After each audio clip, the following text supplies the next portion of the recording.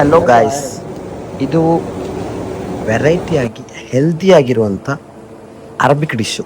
ಇದರ ಹೆಸರು ಲುಕ್ಕೀಮತ್ ಅಂತ ಹೇಳ್ತಾರೆ. ಇದು ನೋಡೋದಕ್ಕೆ ನೋಡಿ ಸಖತ್ತಾಗಿದೆ. ಇದನ್ನು ಮಾಡೋದಕ್ಕೆ ತುಂಬಾ ಈಸಿ. ನಾನಿವಾಗ ಇದರದ್ದು ಅರ್ಧ ಮಾತ್ರ ಯಾವ ಥರ ಪ್ರಿಪ್ರೇಷನ್ ಮಾಡಬೇಕು, ಯಾವ ಥರ ಫ್ರೈ ಮಾಡಬೇಕು ಅನ್ನೋದನ್ನು ತೋರಿಸ್ತೀನಿ. ನೋಡೋದಕ್ಕೆ ಸಖತ್ತಾಗಿರುತ್ತೆ, ಕ್ರಿಸ್ಪಿಯಾಗಿರುತ್ತೆ, ಮೀಡಿಯಮ್ ಸ್ವೀಟ್ ಇರುತ್ತೆ.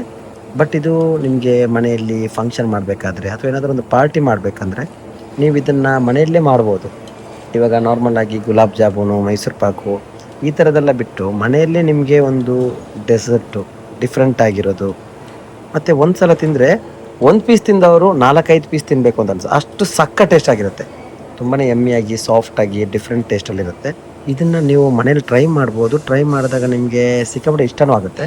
ಮತ್ತು ಇವಾಗ ನಾರ್ಮಲ್ ಆಗಿ ನೀವು ಇವಾಗ 500 ರುಪೀಸ್ಗೆ 1 ಕಿಲೋ ಸ್ವೀಟ್ ತೊಗೊಳ್ಳೋ ಬದಲು ಇದನ್ನು ನೀವು ಮನೇಲಿ ಮಾಡಿದ್ರಿ ಅಂದರೆ ನಿಮಗೆ ಇದು ಪರ್ ಕಿಲೋಗೆ ಮೇ ಬಿ 100 ರುಪೀಸ್ ಬೀಳುತ್ತೆ ಅಷ್ಟೇ. ಅಂದರೆ ಅಷ್ಟೊಂದು ಈಸಿ, ಅಷ್ಟೊಂದು ಚೀಪ್ ಆ್ಯಂಡ್ ಬೆಸ್ಟಲ್ಲಿ ಡಿಫ್ರೆಂಟ್ ಆಗಿರೋ ಹೆಲ್ದಿ ಆಗಿರೋಂಥ ಡೆಸರ್ಟು ನೀವೆಲ್ಲರಿಗೂ ಕೊಡ್ಬೋದು. ಹಾಗೂ ನೀವು ಹ್ಯಾಪಿಯಾಗಿ ಯಾವಾಗ ಬೇಕೋ ಆವಾಗ ಮಾಡ್ಕೊಂಡು ತಿನ್ಬೋದು. ಇದನ್ನು ಜಾಸ್ತಿನೇ ಮಾಡಬೇಕು ಅಂತೂ ಇಲ್ಲ. ನಿಮಗೆ 100 ಗ್ರಾಮ್ ಬೇಕಾದರೂ ಮಾಡ್ಕೋಬೋದು, ಅರ್ಧ kg ಬೇಕಾದರೂ ಮಾಡ್ಬೋದು.